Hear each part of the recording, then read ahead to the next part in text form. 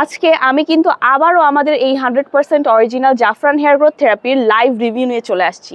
গত কয়েকদিন আগের ভিডিওতেও কিন্তু আমি দেখিয়েছিলাম আমার ননদের চুল এই তেলটা ব্যবহার করে এখান থেকে প্রায় এতখানি হয়েছে মাত্র কয়েক মাসের ব্যবধানে। এখন দেখুন মাত্র আরও কয়েক মাস ব্যবহারের ফলে দেখুন, কয়েক মাস বলা যাবে না, হয়তো বা 1 মাস হবে, মাত্র 1 মাসের মধ্যে কিন্তু ওর চুলটা এখান থেকে এখানে এসে পৌঁছেছে। যারা আমার লাস্ট ভিডিওটা দেখেছেন তারা নিশ্চয়ই বলতে পারবেন যে ওর লাস্ট ভিডিওতেও চুল কিন্তু প্রায় এখানে ছিল। এখন জাস্ট 1 মাসের ব্যবধানে, 1 মাস বা 1.5 মাস হবে, সর্বোচ্চ 1 মাস 1.5 মাস রেগুলার ব্যবহারের মাধ্যমে কিন্তু চুলটা এখান থেকে এখানে পৌঁছেছে। সো আপনারা বুঝতেই পারছেন যে কত দ্রুত এই জাফরান হেয়ার গ্রোথ থেরাপিটা আপনার চুলটা বড় করবে। অ্যান্ড ওর চুল কিন্তু আগে প্রচুর পরিমাণে পড়তো, আমি আগের ভিডিওগুলোতে দেখিয়েছিলাম যে কি পরিমাণে ওর চুল পড়ছে। এখন কিন্তু অনেক কষ্ট করে ওর সিথি খুঁজে পাওয়া যায় না, এত পরিমাণে ঘন হয়েছে এবং হেয়ার ফল কিন্তু একেবারে জাস্ট স্টপ হয়ে গেছে। এই দেখুন আমাদের এই তেলটা রেগুলার ব্যবহারের মাধ্যমে আমার ননদের কিন্তু আগে চুল প্রায় ছিল না বলতেই চলে।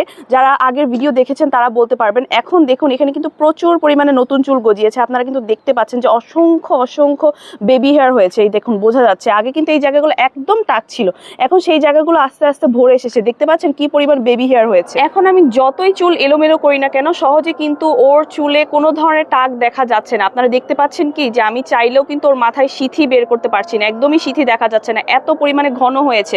অ্যান্ড আজকে ওর চুলটা একটু রুক্ষ শুষ্ক দেখাচ্ছে, আমি ওকে হেয়ার মাস্ক অ্যাপ্লাই করতে বলি, ও করে না জন্য চুলটা একটু এরকম দেখাচ্ছে। না হলে ওর চুল কিন্তু আগের চেয়ে অনেকটা সুন্দর হয়েছে আর অনেক সিল্কিও হয়েছে, আগের চেয়ে অনেক ঘন হয়েছে এবং চুল পড়া প্রায় বন্ধ হয়ে গেছে। ঠিক আছে, সো আমি বলবো যে যারা এখনও আমাদের প্রোডাক্টগুলো অর্ডার করেনি তারা খুব দ্রুত করে আমাদের পেজ ইনবক্স করুন অথবা স্ক্রিনে থাকা হোয়াটসঅ্যাপ এবং ইমো নাম্বারে আমাদের সাথে যোগাযোগ করুন।